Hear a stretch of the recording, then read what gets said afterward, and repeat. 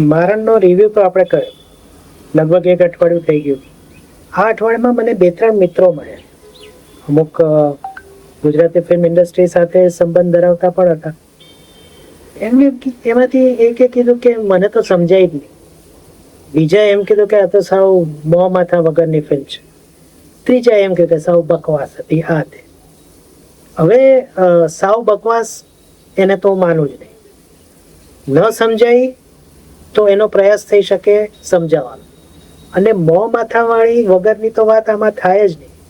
કારણ કે અહીંયા વાત બહુ સિરિયસ અને એને બહુ સિરિયસનેસથી કહેવામાં આવી છે. તો મને જેટલી મારણ સમજાય છે એ આપણે આ વિડીયોમાં વાત કરી.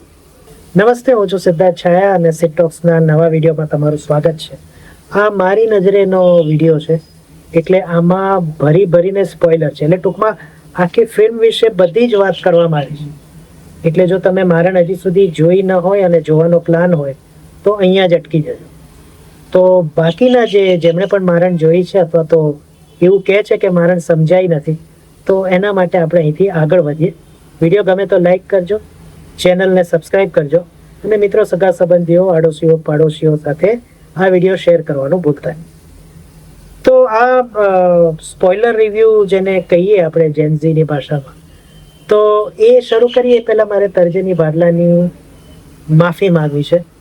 કારણ કે જે મેં રિવ્યૂ કર્યો હતો ગયા અઠવાડિયે, એમાં તર્જની વિશે એક આખો ફકરો હતો એમની એક્ટિંગ વિશે. પણ ફ્લોમાં એ ફકરો હું ચૂકી ગયો અને તર્જની વિશે હું કશું બોલ્યો નહીં. તો તર્જની, આઈ એમ વેરી સોરી. પણ તમારી એક્ટિંગ ખૂબ સરસ હતી. તમે જે પ્રમાણે એક નાની બહેન જેને મોટી બહેનની ચિંતા છે એની વાત કરી, જે રીતના વાત પ્રસ્તુત કરી, એ બહુ સરસ હતી. ખાસ કરીને જ્યારે બાંકડાવાળા સીનમાં યશ સાથેની તમારી ચર્ચા છે અને યશ તમને બહુ ખરાબ રીતના ટચ કરે છે, ત્યારે જે તમારા એક્સપ્રેશન છે એ વન્ડરફુલ છે. તમે વાત કરીએ મારણની મારી નજરે, તો આ એક દુઃખદ ઘટના છે જે સત્ય છે, જેને આપણો સમાજ સ્વીકારતો નથી. દીકરીઓ જેનું નાની ઉંમરે કે મોટી ઉંમરે અપહરણ થઈ જાય છે, પછી દેહ વ્યાપારના ધંધામાં એને વેચી દેવામાં આવે છે, અને પછી એ ગમે તે રીતના છૂટીને છટકીને પાછી આવવા માંગે, પણ આપણે એને સ્વીકારતા નથી. અને ધીમે ધીમે આપણે તો સંજોગો સાથે સમાધાન કરી જ લઈએ છીએ એની ગેરહાજરી, પણ એને પણ આપણે ફોર્સ કરીએ છીએ. જો એની ઈચ્છા હોય ફરીથી સમાજમાં ભળવાની તો પણ. તો આવી કડવી વાત લઈને મારણ આપણી પાસે આવી હતી. એટલે જે સમજવાની મૂળ વાત છે આ ફિલ્મમાં એ આ હતી. આમાં જે સંદેશ છે બહુ ધારદાર રીતના બીરવાના પાત્ર દ્વારા કહેવામાં આવ્યું છે. અને બીરવાનું પાત્ર એ રીતના ઉપસાવવામાં આવ્યું છે કે એ ક્યારેય પોતાના ડરથી બહાર આવી જ નથી. એ રસ્તો પણ ક્રોસ કરતી ત્યારે એની બહેન કહે છે કે મમ્મીનો હાથ એકદમ જોરથી પકડી લે. અને આવી બીરવાનું જો અપહરણ થઈ જાય અને પછી એને માનસિક કે શારીરિક રીતના પ્રતાડિત કરવામાં આવે, તો પછી એ સંજોગો સાથે સમાધાન જ કરે. બીજો તો એની પાસે કોઈ રસ્તો નથી. કેમ? કારણ કે એનામાં બળવો કરવાની કોઈ કે ભાગી જવાની કોઈ હિંમત જ નથી. એ એવું શીખી જ નથી, કે એને શીખવાડવામાં આવ્યું જ નથી. ફિલ્મમાં બીરવાની આ નબળાઈને વારે દેખાડવામાં આવી છે. રતન પણ એક વખત બાબુને કહે છે, જ્યારે બાબુ એમ કહે છે કે તું ભાઈ કેમ તાળા મારી નથી જતો, આ ભાગી જશે તો એ કહે છે કે તાળા ખુલ્લા રાખીને ભાગી જાય તો હું માન. ટૂંકમાં રતનને પણ વિશ્વાસ છે કે આ છોકરી ક્યાંય નહીં ભાગે, કારણ કે એ એના સર્કલમાં બંધાયેલી છે. એ ભયના, એ હિંમત વગર. ઉર્મીને બીરવા પાછી ભગાડી દે અને પણ સફળતાપૂર્વક, તો પોતે નથી ભાગ. અગેન આ એના કેરેક્ટરનો સ્વભાવની વાત છે. જ્યારે રતન એને વેચી નાખે છે પેલા વ્યક્તિને, ત્યારે અડધા કલાકમાં એને ખબર પડી જાય છે કે હું વેચાઈ ગઈ. અને ત્યારે પણ એ કંઈ આડું અવળું બહાનું કરીને ભાગતી નથી. એ પેલા ભાઈને કહે છે કે ધંધો કાલથી શરૂ કરવો હોય તો આજથી ચાલુ કરાવી દો, તો હું વહેલી છૂટીશ. આ એના શબ્દો છે. ટૂંકમાં એ ત્યારે પણ હિંમત નથી કરી શકતી કે રતન તો જતો રહ્યો ને, હવે તો પેલો વ્યક્તિ છે એને ગમે તે રીતના બોળવીને ભાગી શકાય, પણ એ નથી કરતી. બીજું, એ તરત સંજોગો સાથે સમાધાન કરે, એ સ્વીકારી લે છે કે હવે એની જિંદગી આમ જ વીતશે. આમાં કંઈ બીજું નહીં થાય. હા, એક વખત જ્યારે એની માતા એને મલ્ટીપ્લેક્સમાં મળે છે ત્યારે એમ કહે છે કે હું કેમ પાછી ના આવી શકું, મને પ્લીઝ એકવાર તો આવવાની.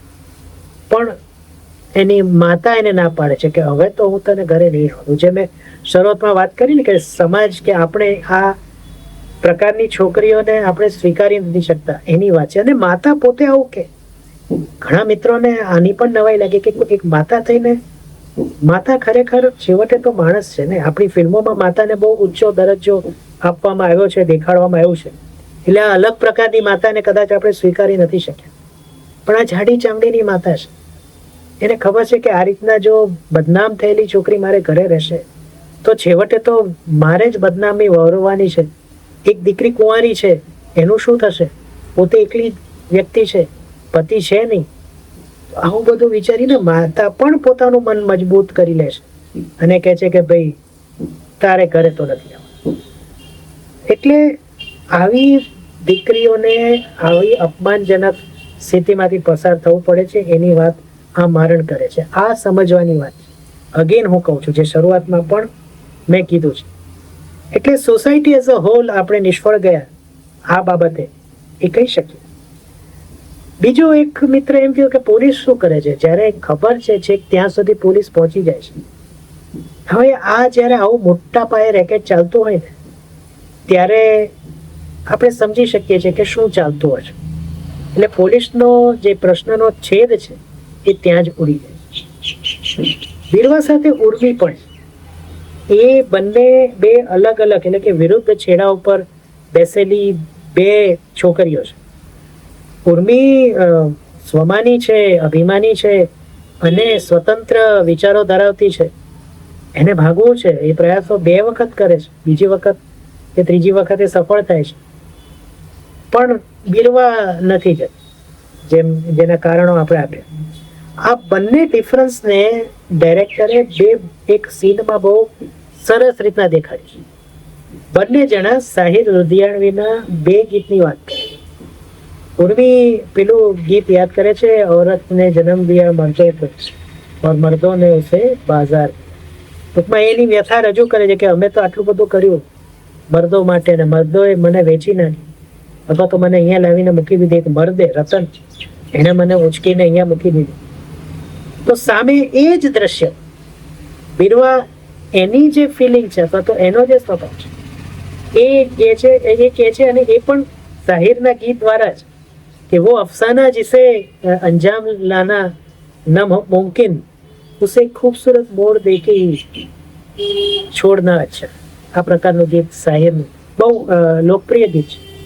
એના દ્વારા એણે પોતાનો સ્વભાવ કીધો છે, કીધા વગર કીધો છે. સંજોગો સાથે સમાધાન કરી લો જ્યારે તમને લાગે કે આમાં કંઈ થવાનું નથી. એને રતન ઉપાડી ગયો, એને સાથે 2, 2.5, 3 વર્ષથી રહે છે. એણે સમાધાન કરી લીધું કે હવે આમાંથી મારું કશું જ નહીં થવાનું. એટલે રતન સાથે એ પ્રેમ કરવા માંડ્યો. પેલું સ્ટોકહોમ સિન્ડ્રોમ થી પણ આ અલગ વાત છે. સ્ટોકહોમ સિન્ડ્રોમમાં એવું છે કે જે તમે અપહરણ જેમ તમારું કર્યું હોય, થોડો ટાઈમ વીતે પછી તમે એની વ્યથાને સમજવા લાગો, તમે એના પક્ષે થઈ જાઓ. આ તો એનાથી પણ એક આગળ છે, આ તો એને પ્રેમ કરવા લાગે છે. એટલે આવી વાત છે. એટલે આ બીરવાના પાત્રને આ રીતના કીધું છે, સમાજની વાતને આ રીતના કીધું. હવે વાત કરીએ રતન, જે એન્ટી હીરો છે. એનું કોઈ બેકગ્રાઉન્ડ નથી કે કેમ આવો છે, કેમ આવો થઈ ગયો. છેલ્લે જ્યારે એક સીન છે એમાં બાબુ સાથેની ચર્ચામાં ઘણું બધું કહે છે, પણ એ કોઈ એક એસ્ટાબ્લિશ નથી થતું. પણ જે ગામમાં એ રહે છે એના વિશે એવું કહેવામાં આવ્યું છે કે આખો દેહ વ્યાપારના ધંધામાં છે ને એના લોકો એવા જ હોય. એટલે કદાચ માતા પિતા વગરના આ રતન પોતાની જાતે પોતાનું જે શોખ છે, મોજ શોખ પૂરો કરવા તો 2 ટાઈમનું ભોજન મળી રહે એના માટે આ ધંધામાં પડ્યો હોય એ શક્ય છે. અને એ ફક્ત બીરવા જ નહીં, એને જ્યાં જે પણ છોકરી ગમે એના પર એ નજર બગાડે છે. જ્યાં સિક્યુરિટી ગાર્ડની ફરજ બજાવે છે ત્યાં પણ એવું જ કરે છે. આ ઉપરાંત જેને એ એટલે જે છોકરી એને ગમી જાય છે એના પર એ માલિકી હક જતા છે અને એને કોઈ બીજો વ્યક્તિ જોઈ જાય તો એને ઈર્ષા થાય છે. સમીર સાથેની જે એની આપલે છે, જેને આપણે રિવ્યુમાં કહ્યું હતું કે આ ફિલ્મની એ મોટામાં મોટી હાઇલાઇટ છે, એમાં એને જ્યારે સમીર સાથે એ તારાને જોવે છે ત્યારે એને જેલસી, એને એમ થાય છે કે સમીર સાથે અને એ પણ કારમાં કિસ કરતા જોઈ જાય છે, આ તો ન ચાલે. એટલે એને જેલસી ફીલ થાય છે કે ખાસ ઉપર જાય છે. પછી જે સમીર એનું અપમાન કરે છે અને બારણું બંધ કર્યા પછી એ સાંભળે છે કે એ તારા માટે out of league and out of reach છે, ત્યારે એને એ અપમાન કે પોતાને ગમતી છોકરી ને જે ગમે છે વ્યક્તિ એનું અપમાન કરે છે. એ આ સાયકો ટાઈપના રતનને પોસાતું નથી, એટલે પોતાનો ગુસ્સો ગામમાં પાછો આવીને કૂતરા પર ઉતારે છે. એ તારા અને પૂર્વાના ફોટા અલગ અલગ રીતના ઝૂમ કરીને સંપૂર્ણ લસ્ટ સાથે જોવે છે. એ પૂર્વા માટે તો અમુક કમેન્ટ પણ પસાર કરે છે બીરવાની સામે. પ્લસ એનામાં એક ધીરજ જેવો ગુણ પણ છે, એના વખાણ બીરવા પણ કરે છે કે એની ધીરજ પછી મને ઢીલી કરી નાખી. એ કશું કરતો જ નતો, હું ગમે તે કરું, એ ધીરજથી મને કંટ્રોલ કરી રહ્યો છે. તો આ ઉપરાંત ફિલ્મ જોતા જોતા એવું પણ લાગ્યું કે રતન ખરેખર તો બીરવાને પ્રેમ પણ કરવા લાગ્યો. એને જે ભૂટાન જવાની વાત હતી કે દાર્જિલિંગ જવાની વાત હતી, એના દ્વારા એને, હું એમ નહીં કહું કે એને ટટળાવતો હતો, પણ એક પ્લાન તો હતો. પણ જ્યારે બીરવા પેલા વ્યક્તિને કેદ કરે છે, બીરવાને પૂર્વી, એની પાસેથી જે ડ્રગ નીકળે છે અને ડ્રગના નશામાં જ્યારે બીરવા એમ કહે છે કે જ્યારે પેલો પૂછે છે રતન કે શું હું પણ તારા માટે આઉટ ઓફ લીગ અને આઉટ ઓફ રીચ છું, ત્યારે નશામાં કહી દે છે કે હા તો મારા માટે કાયમ આઉટ ઓફ લીગ અને આઉટ ઓફ રીચ રહ્યો છે. ત્યારે પછી એને ગુસ્સો આવે છે અને પછી તે બીરવાને વેચી નાખે છે. આ મારું આકલન છે.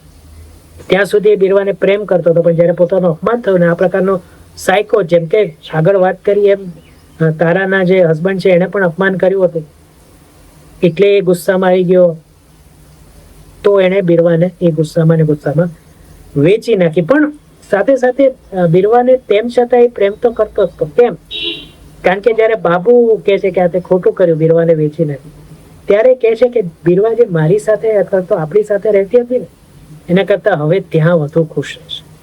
ધેટ મીન્સ કે હજી પણ થોડોક એનામાં એ લાગણી થોડીક છે કે બીરવા ભલે ખુશ રહે મારા કરતાં, ભલે મારાથી દૂર રહે.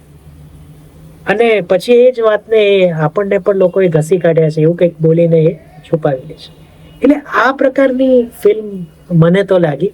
આવું તો ઘણું બધું છે કહેવા માટે, પણ બધું કહીશ તો પછી ફિલ્મ જોવાની એટલે ટૂંકમાં એક આખી વાત છે એ બહુ લંબાઈ જશે. એટલે અહીંયા આપણે પૂરું કરીએ. પણ એક વાતનું ધ્યાન રાખવાની ખાસ જરૂર છે કે રતન પ્રકારના લોકો આપણી આસપાસ જ હોય છે. આપણે આપણી બેન દીકરીઓને સાચવવાની છે. કોની સાથે કેવી રીતના કેટલી હદ સુધી ભળવું, કેટલી હદ સુધી એને પોતાની લિમિટમાં લાવવા, આ બધું આપણે મારણથી એ પણ શીખી શકીએ છીએ કે કયા વ્યક્તિ સિક્યુરિટી ગાર્ડ હોય, દૂધવાળો હોય કે શાકભાજીવાળો હોય કે કોઈ પણ આ વ્યક્તિ, આપણું કોઈ સગુવાલું પણ કેમ ન હોય, કોઈ મિત્રનો ભાઈ પણ કેમ ન હોય કે મિત્ર જાતે કેમ ન હોય, આપણી એક લિમિટ છે, એની અંદર કોઈને આવવાની. આ જ વાત મારણ કરે છે. તો આશા છે કે મેં જે રીતના મારણને સમજી છે એને હું એ રીતના સમજાવી શક્યો છું. તો તમે મારણ જોઈએ હોય ને તમને કોઈ આવા છુપા મેસેજીસ, મેં કીધું ને મેં બહુ જ જવા દીધા છે એ મેસેજીસને, તો તમે કોઈ એવો મેસેજ પકડ્યો તો મને કમેન્ટમાં ચોક્કસ કહેજો. બાકી સિટોક્સમાં આપણે મળતા રહીશું વિવિધ વિડીયો સાથે. તો ફરીથી મળીએ, ત્યાં સુધી સિદ્ધાર્થ શાહને આજ્ઞા આપો અને તમને બધાને મારા તરફથી કાયમની જેમ આવજો.